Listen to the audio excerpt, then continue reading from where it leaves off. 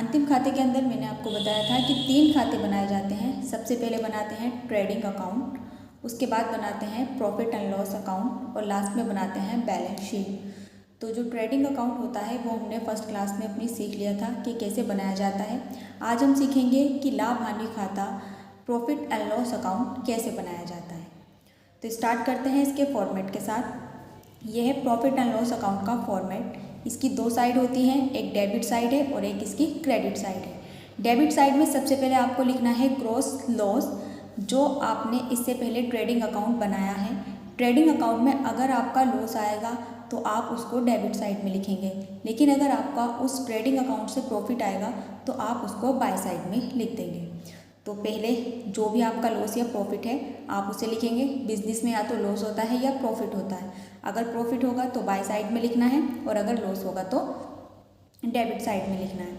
Debit side में जब आप लॉस लिख देंगे उसके बाद जो आपको लिखना है उसके अंदर लिखना है आपको जितने भी आपके इनडायरेक्ट एक्सपेंसेस हैं वो सब आपकी डेबिट साइड में आएंगे।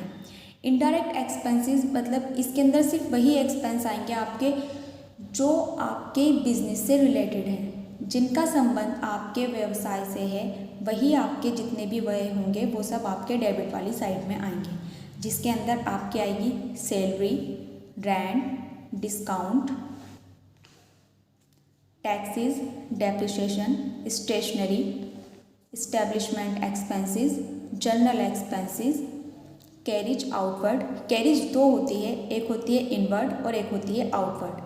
जो कैरिज आउटवर्ड होती है वो हमारे इनडायरेक्ट एक्सपेंस है और जो हमारी कैरिज इनवर्ड होती है वो एक डायरेक्ट एक्सपेंसेस है। तो जो डायरेक्ट होते हैं वो ट्रेडिंग अकाउंट में आते हैं और जो इनडायरेक्ट होते हैं वो प्रॉफिट एंड लॉस अकाउंट में आते हैं।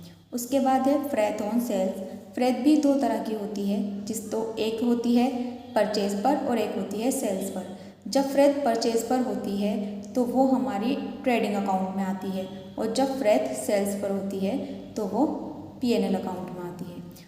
उसके बाद जितने भी आपके अदर इनडायरेक्ट एक्सपेंसेस होंगे वो सब आपके डेबिट वाली साइड में आ जाएंगे। उसके बाद जानते हैं कि बाय साइड में क्या आएगा।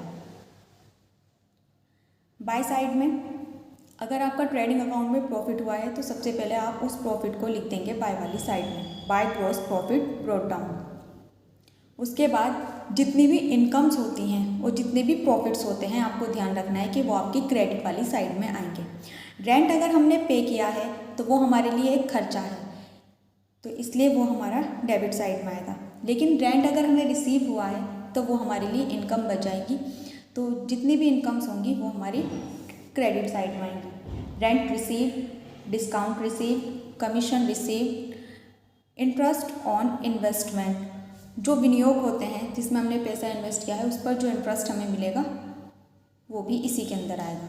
उसके बाद अगर आपने कोई एसेट सेल की है तो उस पर जो प्रॉफिट होगा वो भी आपकी बाय वाली साइड में ही आएगा। उसके बाद by income from other sources, और किसी भी सोर्स से अगर आपको इनकम हुई है तो वो सब क्रेडिट होगी। क्रेडिट यानी आपकी जो बाय वाली साइड है इसमें लिख दी जाएगी। तो टोटल आपको सेम ऐसे ही करना है जैसा आपने ट्रेडिंग अकाउंट में किया था। जो भी क्वेश्चंस के अंदर आपको दिया जाएगा आप क्वेश्चन में से सब कुछ लिख देंगे फॉर्मेट के अकॉर्डिंग कि किसे आपको 2 में लिखना है और किसे बाय में लिखना है। जब आप 2 और बाय में सब लिख देंगे तो उसके बाद आपको टोटल ट्रेडिंग अकाउंट की तरह ही करना होगा। जो टोटल ज़्यादा होगा उसको दोनों साइड में लास्ट में लिख देंगे और जिस साइड का टोटल कम आएगा ज़्यादा वाले टोटल में से वो कम वाला टोटल माइनस कर दिया जाएगा। माइनस करने के बाद जो बैलेंस निकलेगा, अगर बैलेंस इस साइड का ज़्यादा है और इस साइड का कम है, जब आपके एक्सपेंसेस वाली साइड ज़्यादा होगी तो आपको लॉस होगा और अगर आपकी इनकम वाली साइड ज़्यादा होगी तो आपको प्रॉफिट होगा। जो प्रॉफिट एंड लॉस अकाउंट हम बनाते हैं वो किसी भी बिजनेस का जो नेट प्रॉफिट होता है या नेट लॉस होता है उसे निकालने के लिए बनाते हैं। तो जो पूरा हम अकाउंट बना रहे हैं वो इसलिए बना रहे हैं कि हमें हमारे बिजनेस में कितना नेट लॉस हुआ है या कितना नेट प्रॉफिट हुआ है उसका हम पता लगा सकें। तो अब एक क्वेश्चन करते हैं, क्वेश्चन के अकॉर्डिंग आगे चलते हैं। तो ये है क्वेश्चन, इसमें लिखा हुआ है कि निम्नलिखित शेषों से लाभ हानि खाता तैयार कीजिए। इसके अंदर सबसे पहले आपको दिया गया है सकल लाभ। सकल लाभ को हम कहते हैं ग्रॉस प्रॉफिट। 79,600 का ग्रॉस प्रॉफिट दिया गया है। उसके बाद किराया रेंट दिया गया है 600। उसके बाद प्रिंटिंग व्यय यानी प्रिंटिंग एक्सपेंसेस दिए गए हैं आपको 500 के। वेतन यानी सैलरी आपको दी गई है 6000। विज्ञापन एडवर्टाइजमेंट दिए गए हैं 3600 के। उसके बाद दिया गया है विविध व्यय, जो और विविध में जो अन्य मतलब हमारे जितने भी व्यय हुए हैं इसको हम कहेंगे सन्ड्री एक्सपेंसेस, तो ये आपको दिए गए हैं 400 के। उसके बाद यात्रा व्यय ट्रैवलिंग एक्सपेंसेस दिए गए हैं 1000 के।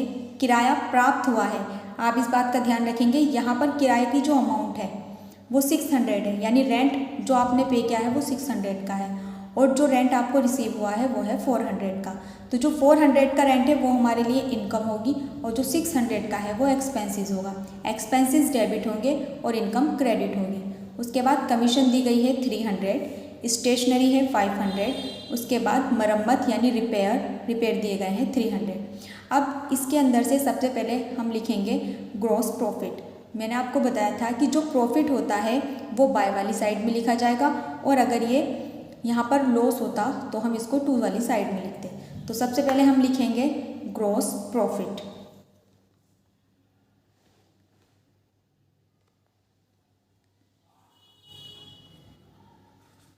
बाय जीपी ब्रॉट डाउन, ये दिया गया है 79,600। उसके बाद जितने भी हमारे एक्सपेंसेस हैं उन्हें हम टू वाली साइड में लिखेंगे। तो सबसे पहले इसके अंदर दिया गया है रेंट, तो टू में लिखेंगे टू रेंट और रेंट दिया गया है हमें 600। उसके बाद प्रिंटिंग व्यय दिए गए हैं टू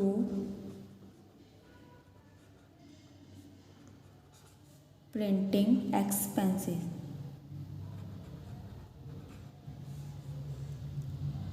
प्रिंटिंग एक्सपेंसेस दिए गए हैं 500 के। उसके बाद दिया गया है आपको सैलरी टू सैलरी दी गई है 6000 की। उसके बाद दिया गया है विज्ञापन, विज्ञापन को कहते हैं एडवर्टाइजमेंट,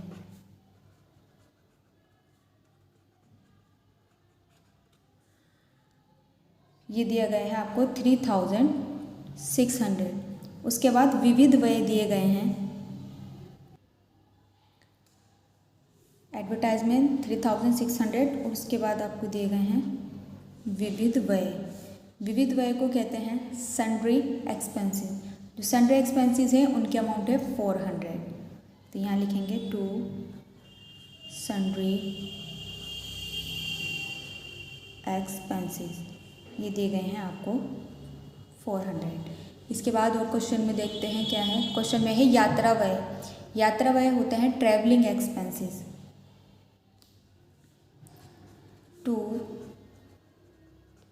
ट्रैवलिंग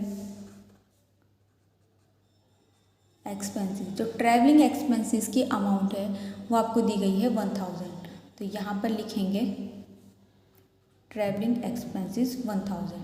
उसके बाद क्वेश्चन में दिया गया है किराया प्राप्त। किराया प्राप्त जो रेंट रिसीव है 400 का, ये हमारी इनकम है, तो ये टू साइड में नहीं आएगी, बाय साइड में। तो यहाँ लिखेंगे bye rent received, rent received हुआ है 400। उसके बाद कमीशन है 300 की, तो कमीशन भी टू में लिखी जाएगी, टू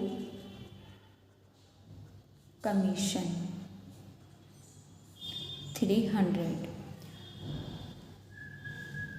कमीशन के बाद दी गई है स्टेशनरी और रिपेयर। स्टेशनरी दी गई है 500 की, टू स्टेशनरी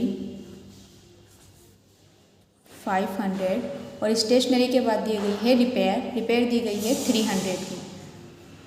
तो यहाँ लिखेंगे टू रिपेयर 300 रिपेयर के बाद क्वेश्चन कंप्लीट होता है। अब इस क्वेश्चन का करना है टोटल करने के लिए पहले हम देखेंगे कि हमारी जो क्रेडिट वाली साइड है उसका टोटल कितना है। 79,000 में 600 और 400 ये प्लस कर देंगे तो यहाँ पर हमारा आ जाएगा टोटल 80,000। और इस साइड का टोटल हमें करके देखना है। तो ये हमारी बाय वाली साइड की अमाउंट है और ये हमारी टू वाली साइड की अमाउंट है। टू वाली साइड के अमाउंट का जो टोटल है वो आ रहा है हमारा 13,200 और जो बाय वाली साइड है उसका अमाउंट का टोटल है 80,000। तो इसका मतलब ये है कि हमारी इनकम्स ज़्यादा हैं और हमारे जितने भी एक्सपेंसेस हैं वो कम हैं। तो इनकम्स में से एक्सपेंसेस को माइनस कर देंगे। 80,000 में से 13,200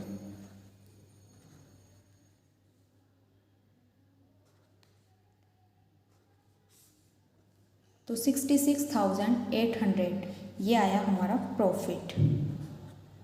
तो अब हम इसे अपने क्वेश्चन में लिखते हैं। तो ये हमारा क्वेश्चन था। अब हम इसका टोटल करेंगे यहाँ दोनों साइड में बराबर। तो 80,000 यहाँ लिखेंगे और 80,000 ही यहाँ लिखेंगे। जब हमने माइनस किया था तो जो नेट प्रॉफिट था, जो हमारा नेट प्रॉफिट था वो आया 66,800 और इसके नीचे हम लिखेंगे ट्रांसफ़र टू कैपिटल अकाउंट। जब हमने ट्रेडिंग अकाउंट बनाया था तो जो उसका प्रॉफिट निकलता था उसको हम कहते थे ग्रॉस प्रॉफिट या ग्रॉस लॉस। तो जो ग्रॉस प्रॉफिट या ग्रॉस लॉस होता था वो ट्रांसफ़र होता था प्रॉफिट एंड लॉस अकाउंट में। अब हमने बनाया है प्रॉफिट एंड लॉस अकाउंट और इससे हमारा निकला है नेट प्रॉफिट। जो नेट प्रॉफिट होगा ये ट्रांसफ़र होगा कैपिटल अकाउंट में और जो कैपिटल होती है वो बैलेंस शीट के अंदर आती है। तो इसके बाद जब हम स्टार्ट करेंगे बैलेंस शीट, तो बैलेंस शीट में जहाँ कैपिटल लिखी जाएगी कैपिटल के अंदर ये नेट प्रॉफिट प्लस हो जाएगा।